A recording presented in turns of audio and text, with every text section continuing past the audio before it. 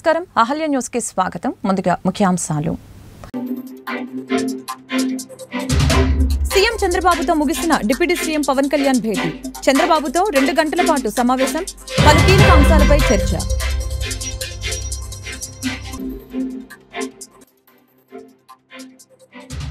YCP అధినేత జగన్ అక్రమాస్తుల కేసులో పూర్తి వివరాలను అందించాలని ఈడీ, సీబీఐలను సుప్రీంకోర్టు ఆదేశం.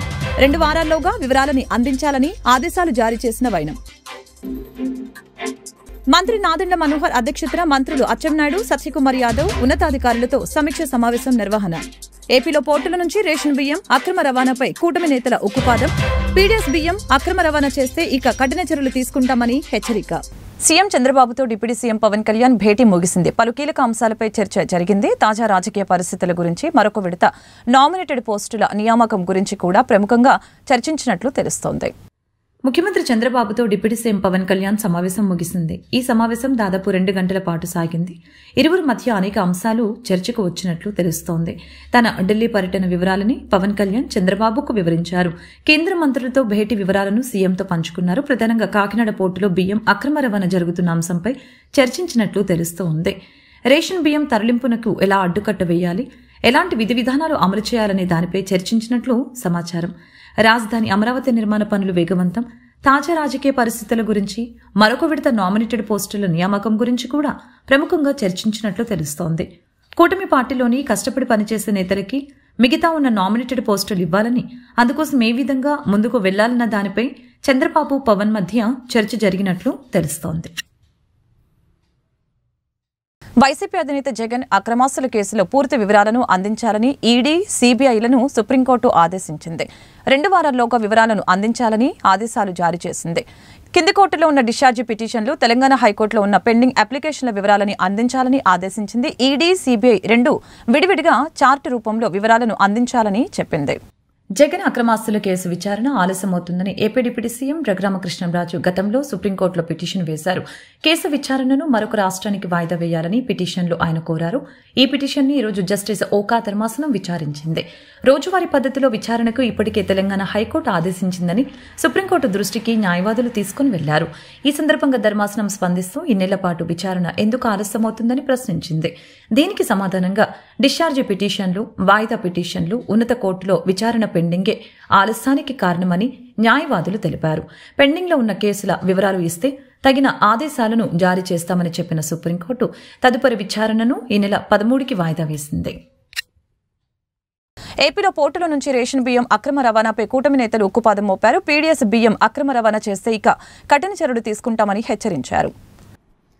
పౌర సరఫరాల శాఖ మంత్రి నాదెండ్ల మనోహర్ అధ్యక్షతన మంత్రులు అచ్చెన్నాయుడు, సత్యకుమార్ యాదవ్ మరియు ఉన్నతాధికారులతో సమీక్ష సమావేశం నిర్వహించారు. రేషన్ బియ్యం అక్రమ రవాణా, కాకినాడ పోర్టు వ్యవహారంపై చర్చ జరిగింది. కాకినాడ పోర్టులో భద్రతా వ్యవస్థ బలోపేతం చేయాలని నిర్ణయం తీసుకున్నారు. రేషన్ బియ్యం అక్రమ రవాణాని వ్యవస్థీకరణ నేరంగా పరిగణించాలని నిర్ణయం తీసుకున్నారు. పీడీఎస్ బియ్యం అక్రమ రవాణా చేస్తే ఇక కఠిన చర్యలు తీసుకుంటామని హెచ్చరించారు. కాకినాడ యాంకరేజ్ పోర్టులో బియ్యం ఎగుమతి చేస్తున్న స్టెల్లా నౌకపై చట్టపరమైన చర్యలకి నిర్ణయం తీసుకున్నారు. 60 వ్యాన్లు కొని రాష్ట్ర ఖజానాకి దాదాపు 1600 కోట్ల రూపాయలు ఖర్చు అయ్యే విధంగా మొబైల్ డెలివరీ యూనిట్ల వ్యాన్లని వీళ్ళు రాష్ట్ర వ్యాప్తంగా ఒక నెట్వర్క్ ఏర్పాటు చేశారు. 29,000 ఫేర్ ప్రైస్ షాపులు ప్రతి నెల 1వ తారీఖు నుంచి 15వ తారీఖు వరకు ఉదయం నుంచి సాయంత్రం తెరిచి ఉండి వినియోగదారులు ఎప్పుడు వచ్చినా వాళ్ళకి సరుకు అందించే విధంగా ఎన్నో సంవత్సరాలు జరుగుతున్న ఒక మంచి ప్రక్రియని వీళ్ళు పక్కదారి తీసుకెళ్ళి వాళ్ళ స్వలాభం కోసం ఈ వ్యాన్లు తీసుకొచ్చి ఈ వ్యాన్ల ద్వారా రాష్ట్ర వ్యాప్తంగా నెట్వర్క్ ఏర్పాటు చేసుకుని బియ్యం సేకరించడం మొదలుపెట్టారు. ప్రభుత్వానికి 43 రూపాయల 40 పైసలు ఖర్చు అయ్యే, ప్రతి కిలో ఖర్చు అయ్యే ఈ బియ్యాన్ని క్షేత్రస్థాయిలో వీళ్ళు 10 రూపాయలకే తీసుకుని వెళ్ళిపోవడం. చాలా చోట్ల మీరు సరైన సమయానికి రాలేదు, వ్యాన్ వెళ్ళిపోయింది కాబట్టి మీకు సరుకు ఇవ్వమని చెప్పడం. చివరికి ఎంఎల్ఎస్ పాయింట్ల దగ్గర నుంచి కూడా గోతాలు తీసుకుపోయే సందర్భాలు ఎన్నో ఉన్నాయి. అది చాలా స్పష్టంగా మనకి ఆధారాలు కూడా దొరికినాయి. ఈ విధంగా వీళ్ళు పక్కడబందీగా ఒక గ్రీన్ ఛానల్ ఏర్పాటు చేసుకుని చిత్తూరు నుంచి, శ్రీకాకుళం నుంచి నేషనల్ హైవే మీద నేరుగా కాకినాడకి ఎక్కువ శాతం ఈ బియ్యం తరలించే విధంగా ఒక పక్కడబందీ కాన్స్పిరసీ చేసి వీళ్ళు చేశారు. ఆంధ్రప్రదేశ్ తీరంలో ఏ పోర్టుకి లేని విధంగా కాకినాడ పోర్టులో రైస్ ఎగుమతి జరిగింది. ప్రత్యేకంగా వీళ్ళు ఎప్పుడైతే మెడ మీద కత్తి పెట్టి కాకినాడ సీపోర్ట్స్ లిమిటెడ్ దగ్గర నుంచి వీళ్ళు పోర్టు లాగేసుకుని ఆరోబిందోకు అప్పచెప్పారో ఆ రోజు నుంచి మీరు చూస్తే లెక్కలు ప్రతి ఒక్కరు కూడా ఆశ్చర్యం కలిగిస్తాయి. 3 ఆర్థిక సంవత్సరాల్లో, నేను 5 సంవత్సరాలు కూడా చెప్పడం లేదు, కేవలం గత 3 ఆర్థిక సంవత్సరాలు చెప్తున్నాను. గత 3 ఆర్థిక సంవత్సరాల్లో మన రాష్ట్రంలో గంగారాం పోర్టులో బియ్యం ఎగుమతి 2,20,289 మెట్రిక్ టన్నులు. కృష్ణపట్నం అధునాతమైంది, చాలా పెద్ద పోర్టు, ఇక్కడ 23,51,218. విశాఖపట్నం అన్నిటికన్నా పెద్ద పోర్టు, 38,02,000 మెట్రిక్ టన్నులు. ఇప్పుడు కాకినాడకు వస్తే లెక్కలు చెప్తే మీరే ఆశ్చర్యపోతారు. కాకినాడ పోర్టులో వీళ్ళు దుర్మార్గంగా ఈ 3 సంవత్సరాల నుంచి చేసింది 1,31,18,346 మెట్రిక్ టన్నులు. దీని విలువ ఒక్క కాకినాడదే చెప్తున్నాను, కాకినాడలో రైస్ ఎగుమతి విలువ ఈ 3 సంవత్సరాల్లో 48,537 కోట్ల రూపాయలు. అంటే ఏ స్థాయికి చేరారో చూడండి మీరు. 48,537 కోట్ల రూపాయలు వీళ్ళు అక్కడి నుంచి బియ్యం ఎగుమతి చేశారు కాకినాడ పోర్ట్ నుంచి. ఎంత పెద్ద కాన్స్పిరసీ జరిగిందంటే జగన్మోహన్ రెడ్డి గారి ప్రభుత్వంలో ఆయనే ముఖ్యమంత్రి, ఆయనకి తెలియకుండా జరగదు కదా. ఆరోబిందో రియాలిటీకి కాకినాడ సీ పోర్ట్స్ ఎందుకు 41% వాటా ట్రాన్స్ఫర్ చేసింది, ఏ సందర్భంలో చేసింది, ఏ విధంగా బెదిరించి, భారతదేశంలో కార్పొరేట్ చరిత్రలో ఏనాడు జరగని విధంగా కేవీ రావు గారిని వారి కుటుంబాన్ని బెదిరించి ఏ విధంగా వీళ్ళు 41% వాటా రాయించేసుకున్నారో ఖచ్చితంగా బయటికి రావాలి. కాకినాడ సీ పోర్ట్స్ లిమిటెడ్కి ఆరోబిందో రియాలిటీ ఏ విధంగా దూరింది. గతంలో కూడా బియ్యం ఎగుమతులు జరిగినాయి, కానీ ఈ స్థాయిలో ఎప్పుడు జరగలేదు. నేను ప్రత్యేకంగా మీకు 3 సంవత్సరాల గురించి ఎందుకు చెప్పానంటే, ఇది ఆరోబిందో ఆ పోర్ట్ని టేక్ ఓవర్ చేసిన తర్వాత అసలు ఊహించని విధంగా కృష్ణపట్నంతో పోల్చుకున్న, విశాఖపట్నంతో పోల్చుకున్న 1,31,00,000 మెట్రిక్ టన్నులు కాకినాడ పోర్ట్స్ నుంచి వీళ్ళు బియ్యం ఎగుమతి చేశారంటే ఒకసారి ఆలోచించాలి. ఇందులో ఇంకొక పెద్ద కుంభకోణం ఉంది. కోవిడ్ వచ్చినప్పుడు కేంద్ర ప్రభుత్వం ప్రతి కుటుంబానికి ఉచితంగా బియ్యం సరఫరా చేయమని ఆదేశాలు జారీ చేసినప్పుడు దాదాపు 6,300 కోట్ల రూపాయలు బియ్యం వీళ్ళు లెక్కలు చూపించి ఇక్కడిని తరలించేశారు. 2020, 2021, 2022 ఈ 4 పోర్టులు కూడా నేను మీకు చెప్పిన లెక్కలు కోవిడ్ అప్పుడు జరిగిన ఎగుమతులు, లేకపోతే అసలు రైస్ ఎక్స్పోర్ట్ లేదు ఆ పోర్టుల నుంచి. ఓన్లీ కాకినాడ. సెకీతో గత ప్రభుత్వం చేసుకున్న విద్యుత్ ఒప్పందం రద్దు చేయాలని సిపిఐ రాష్ట్ర కార్యదర్శి రామకృష్ణ డిమాండ్ చేశారు. ఆదానికి పోర్టులు అప్పగింతపై కూడా విచారణ జరపాలని ప్రభుత్వానికి విజ్ఞప్తి చేశారు. ఏవైతే ఉన్నాయో వాటిని ఏమాత్రం కూడా టచ్ చేయకుండా జగన్మోహన్ రెడ్డి గారి పైన 1,750 కోట్ల రూపాయల ముడుపులకు సంబంధించి ఏసీబీతో దర్యాప్తు చేయించాలని చెప్పి ఆయన చెప్తా ఉన్నాడు. అదే ప్రజల కోరికను కూడా చెప్తా ఉన్నాడు. అది చాలా ఆశ్చర్యం. అదొకటే. అదేమంటే విద్యుత్ ఒప్పందాల శ్రీ శ్రీ శ్రీ సర్వకామాంధవ భోగలింగేశ్వర స్వామి దేవస్థానంలో కార్తీక మాసం ముగింపు పోలి పాడ్యమి సందర్భంగా దేవాలయం సోమవారం భక్తుల శివనామ స్మరణతో మారుమ్రోగింది. స్వామివారికి ప్రత్యేక పూజలు, అభిషేకాలు వేకువజాము నుంచి అర్చకులు నిర్వహించారు. ఈ కార్యక్రమంలో దేవస్థాన ధర్మకర్తలు మద్దాల నారాయణ, పెంటకోట గణేషు, బారసాకల నాగేశ్వరరావు, మల్ల సూరిబాబు, రాపేటి నాగ సంతోషు, సాయి తదితరులు పాల్గొన్నారు. 1611లో వెలసినటువంటి శ్రీ స్వయంభూ దేవాలయం భోగలింగేశ్వర దేవాలయం. ఈ దేవాలయంలో అనేక సార్లు అనేక రూపాల్లో పాలకులు వచ్చినప్పుడు దశాబ్దాల కాలంగా ఈ పోలి పాడ్యమి నాడు చక్కగా అన్న సమారాధన భక్తుల సహకారంతో ఇక్కడ నిర్వహిస్తున్నాం. అదేవిధంగా ఈవేళ కూడా అనకాపల్లిలో పెద్దలు, అదేవిధంగా ప్రముఖ వర్తకులు, భక్తులు అందరి సహకారంతో ఈ పోలి పాడ్యమి అన్న సమారాధనని నిర్వహిస్తున్నాం. ముఖ్యంగా దీనికి గౌరవ శాసనసభ్యులు, కూటమి పెద్దలు కొంతాల రామకృష్ణ గారు, జనసేన కన్వీనర్ భీమశెట్టి రామ్కి గారు, తెలుగుదేశం పార్టీ ఇన్ఛార్జు రాష్ట్ర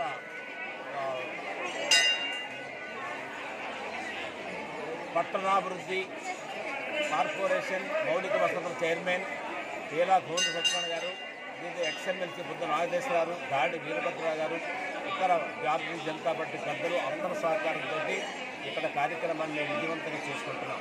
దీనికి అనకాపల్లి ఎన్టీఆర్ మార్కెట్ యార్డ్లో ఉన్నటువంటి కార్మికులు అంటే పొలగారులు, కళాసులు, పునస్కార సంఘాల నుంచి కూడా మరి ఎక్కువ మొత్తంలో వచ్చి వారి ఏర్పాట్లు, భోజన ఏర్పాట్లు అన్ని, బిర్యానీ ఏర్పాట్లు వాటి అన్ని కూడా వారు తయారు చేస్తున్నారు. ఇదే కాదు, మరి మధ్యాహ్నం కూడా భక్తులందరికీ కూడా ఈ విషయం చేరవేశాము. అశేషంగా ప్రధానికి ఇచ్చేస్తారు. ఆ ప్రకృతి కూడా సహకరిస్తుందని మేము ఎంతో కంపెనీ ఆస్తూ ఉన్నాం. ఇవాళ విజయవంతం అవుతుందని ఈ ముఖ్యంగా మీడియా మిత్రులు కూడా చక్కని మాకు మైలేజ్ ఇస్తున్నారు. ఈ మీడియా ద్వారా కూడా ప్రపంచానికి మొత్తం ఈ వార్త అంతా వెళుతుంది. తద్వారా నేను చేసే పని బహుళ ప్రచారంలోకి వెళ్తుందని తద్వారా మాకు అర్థమవుతుంది. మీడియాకి కూడా, మీడియా మిత్రులకి, పాత్రికేయ సోదరులు కూడా ప్రత్యేకమైన ధన్యవాదాలు తెలియజేస్తున్నాను. గుంటూరు పశ్చిమ నియోజకవర్గంలో అభివృద్ధి పనులు శరవేగంగా సాగుతున్నాయి. ఇందులో భాగంగా 18 డివిజన్లో సోమవారం పలు అభివృద్ధి పనులకి శ్రీకారం చుట్టారు. 1,40,00,000 వ్యయంతో నిర్మిస్తున్న సీసీ రోడ్లు, డ్రైన్లకి స్థానిక ఎమ్మెల్యే గల్లా మాధవి ముఖ్య అతిథిగా హాజరై భూమి పూజ నిర్వహించారు. గతంలో ఎన్నడూ లేని విధంగా గుంటూరులో అభివృద్ధి కార్యక్రమాలు చేపట్టినట్లు ఈ సందర్భంగా తెలియజేశారు. దశల వారీగా అన్ని డివిజన్లో అభివృద్ధి పనులు చేపడతామని ఈ సందర్భంగా తెలిపారు.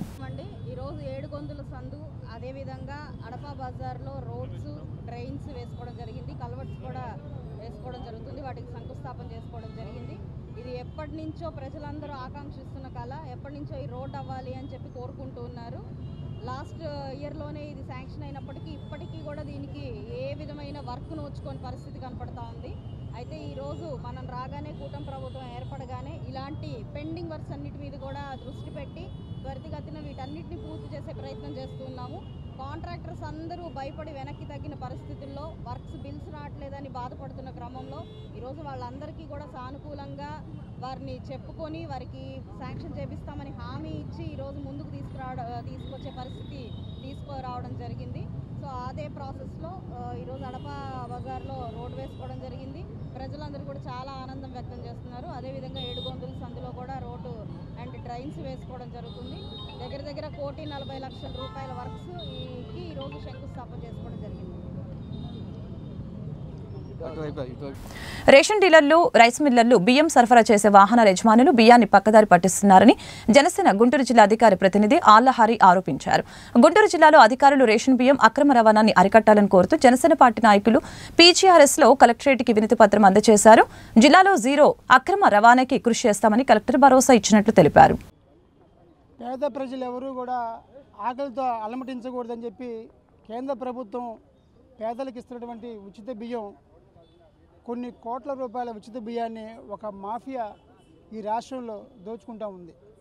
పేదల నోటికాడి ముద్దని ఈ మాఫియా గద్దలాగా తీసుకొని పోతూ ఉంది. ముఖ్యంగా గడిచినటువంటి 3 సంవత్సరాల వైసీపీ పాలనలో ఈ రాష్ట్రంలో ఉచిత బియ్యం అక్రమంగా రవాణా అయినటువంటి 48,600,00,000 రూపాయలు అంటే చాలా దారుణం. పేదల బియ్యం 48,600,00,000 కోట్ల రూపాయలు దోచుకున్నారంటే ఇంతకన్నా దారుణం ఇంకోటి ఉండదు. ముఖ్యంగా పేదలు తీసుకోవడానికి వచ్చినటువంటి ఈ బియ్యాన్ని ఇంత దుర్మార్గంగా ఎక్కడా లేని విధంగా, దేశంలో ఎక్కడా లేని విధంగా మన ఆంధ్రప్రదేశ్లో ఈ మాఫియా చెలరేగిపోతూ ఉంది. ముఖ్యంగా ఈ యొక్క మాఫియాలో ముఖ్యమైన ప్రధాన పాత్రధారులు రేషన్ డీలర్లు, అలాగే రైస్ మిల్లర్లు, క్షేత్రస్థాయిలో వాళ్ళే చేస్తూ ఉన్నారు ఇదంతా.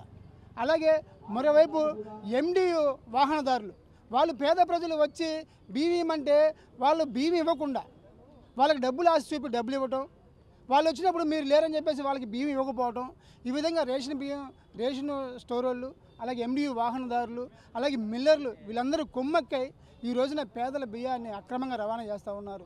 ఈ యొక్క అక్రమ రవాణాపై రాష్ట్ర ప్రభుత్వం చంద్రబాబు నాయుడు గారి నేతృత్వంలో డిప్యూటీ సీఎం పవన్ కళ్యాణ్ గారు మొన్న కాకినాడలో సర్వే చేసినప్పుడు అక్కడ దాదాపుగా 640 మెట్రిక్ టన్నుల రేషన్ బియ్యం అక్కడ ఉన్నాయంటే ఎంత దారుణంగా ఎన్ని వేల మెట్రిక్ టన్నులు ఈ యొక్క గడిచిన 5 సంవత్సరాల్లో విదేశాలకు తరలిపోయిన అర్థం చేసుకోవచ్చు.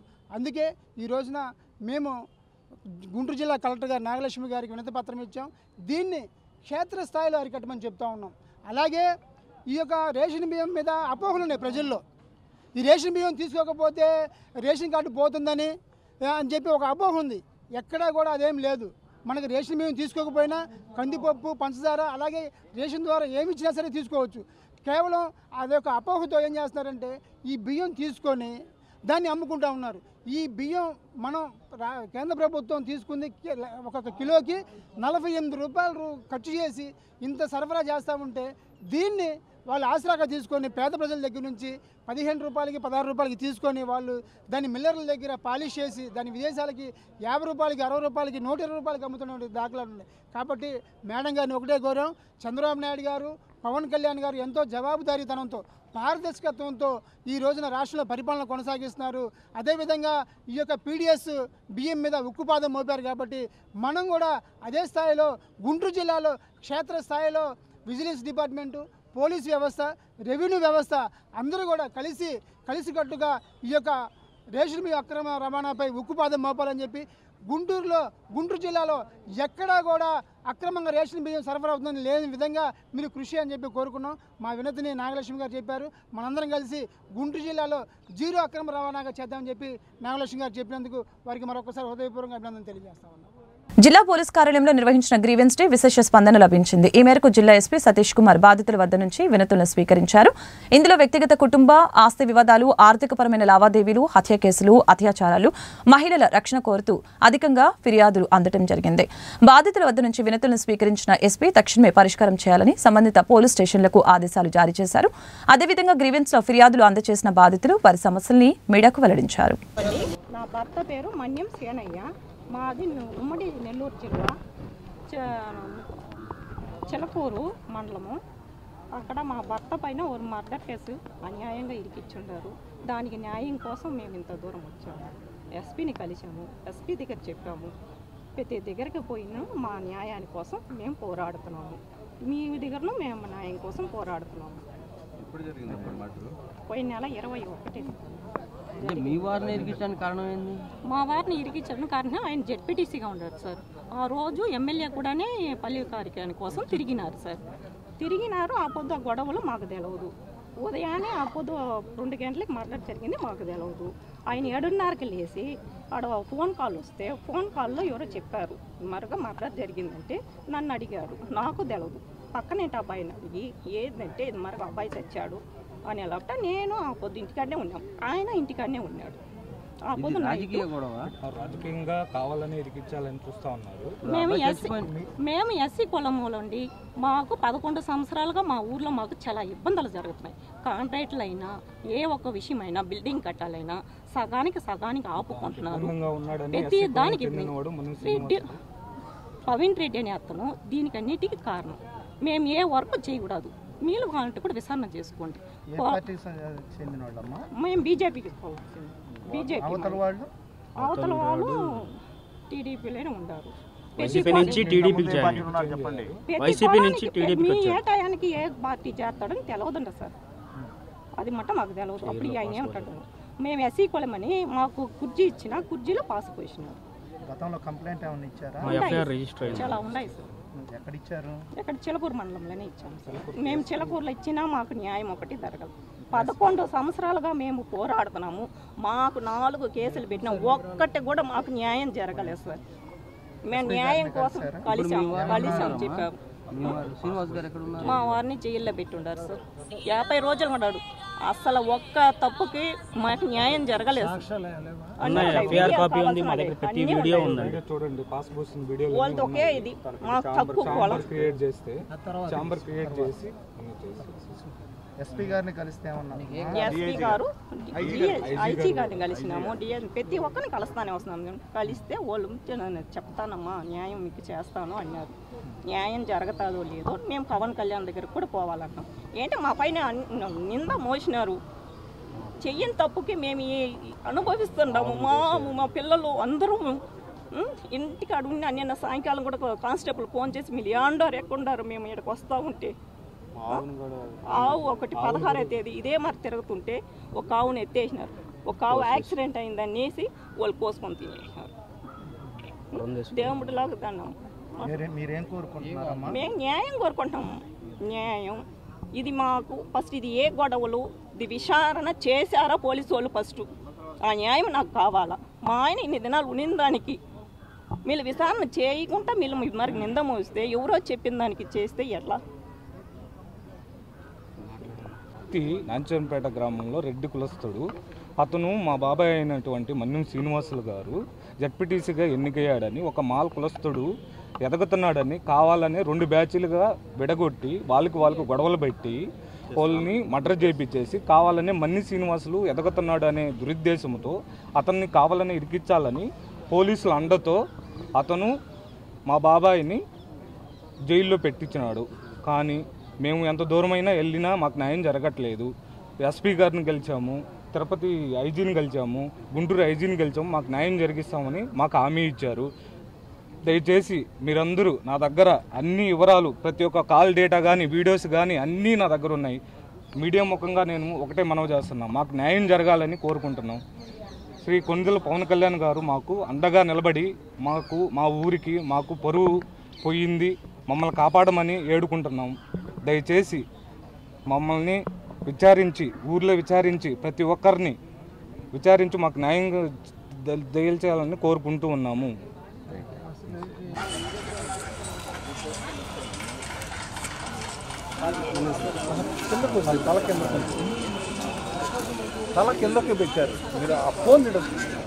వార్తలు ముగించే ముందు ముఖ్యాంశాలు మరొకసారి. సీఎం చంద్రబాబుతో ముగిసిన డిప్యూటీ సీఎం పవన్ కళ్యాణ్ భేటీ. చంద్రబాబుతో 2 గంటల పాటు సమావేశం, పలు కీలక అంశాలపై చర్చ.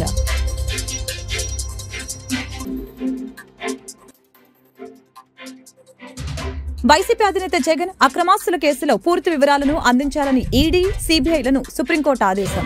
2 వారాల్లోగా వివరాలని అందించాలని ఆదేశాలు జారీ చేసిన వైనం.